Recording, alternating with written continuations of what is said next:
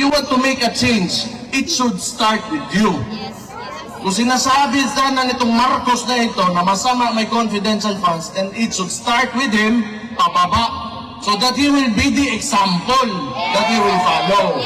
And yet, you are sinisingle out mo yung isang tao. Ano ibig sabihin nun? It's because of politics. When you should be there, nandyan ka to lead the country and fix, what is broken and continue what has already been done that is good for every peace-loving citizen in the Philippines. Pero anong ginagawa?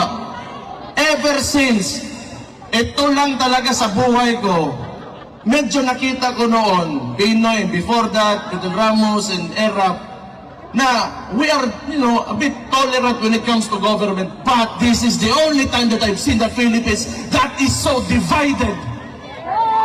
Tama! And how can you live with that kung nakakadiha?